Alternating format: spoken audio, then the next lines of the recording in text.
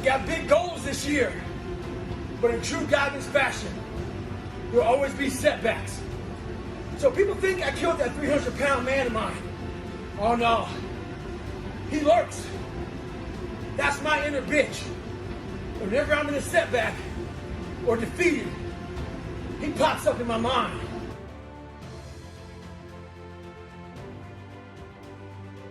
I don't trust a lot of people. I trust Joe huge, because we've had the real conversations. Everything I went through in my life, every bad thing I went through in my life, the 2 heart surgeries, all the name calling, everything I went through. If you learn how to flip that on top of his head and say, hang on, there's so much power in this thing. And if you look at life as it is a trial ground, a testing ground for where you need to belong, where you need to go, suffering is a fact of life. It's a great tool to callous your mind. If you look at it as suffering, woe is me, if you look at it like, okay, testing me now, I get it. Whenever I'm being like depressed, I go through depressed moments, I go, oh, hang on, I'm getting tested. So you have to be aware of all the signals and signs that are being given to you from the world. Well, my biggest advice to him is that, first of all, he won't like what I say to him, because I'm going to say the exact opposite of what today's world is saying. So we read a bunch of books nowadays. As humans, we want to find out how to be someone else. What we don't do is we don't go inside. So literally turn yourself inside out. Read the book that's like we're writing a book every day of our lives, but we never read that book. So what I would challenge this young man or young woman to do is you have to look inside of yourself and see what you really want. What are you passionate about? We use these words and these little phrases of only the strong survive and all this other crap. They're all just words. I get so tired of hearing people just talking. Like right now, someone may think Goggins is just talking. You don't know me. So when I speak from passion, I speak from experience, I speak from suffering. I have to tell this young man or woman that the only way I believe, this is my experience in life, the only way you're ever going to get to the other side of this journey is you have got to suffer to grow.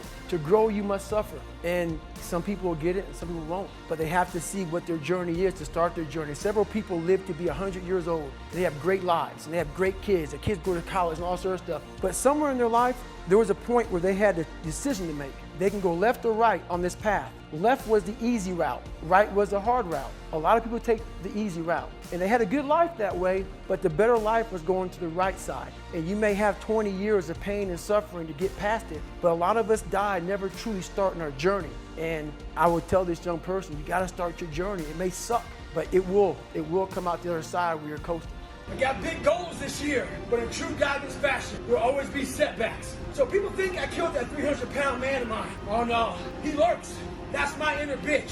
Whenever I'm in a setback or defeated, he pops up in my mind. Every morning I wake up and get a nice green smoothie, get after it. This morning, I smell in the kitchen, bacon and eggs cooking. That big boy in my mind, he's always waiting with a knife and fork in one hand. Bib on there so he don't get all up. Wait and call me back to the dark side. Not today, mother. I know how you look. I know how you sound. There'll always be complications and setbacks before the finish line.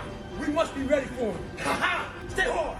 If you have any mental toughness, any ability, if you have any fraction of self-discipline, the ability to not want to do it but still do it. People have a hard thing understand. I hate to run. And what makes me so crazy, it doesn't anymore, is people go, well, why do you run if you hate it? What are you talking about? I don't want to take showers and eat either. I hate that too. That's life, man. It wasn't until I changed that mentality that I became somebody. I hated going to school, so guess what? I was dumb as shit. That's what 1 + 1 is 2. But if you can get through to doing things that you hate to do, on the other side is greatness.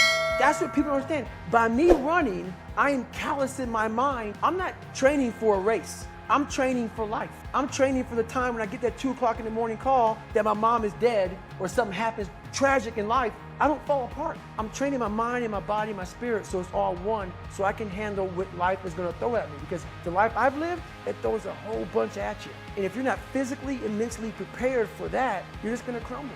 The mind always has the tactical advantage over you. Why is that? It knows your fears. Yeah. It knows your insecurities. It knows where they're hiding. If you're talking shit about me, I know you're f***ed up. That's why all these cats that come out right now who don't like me or whatever, I'm like, really, man? That shit happened 30 years ago, 15 years ago. You're still f***ed up about that? Oh, man. I know something about you, brother. See, I get over everything. I'm good.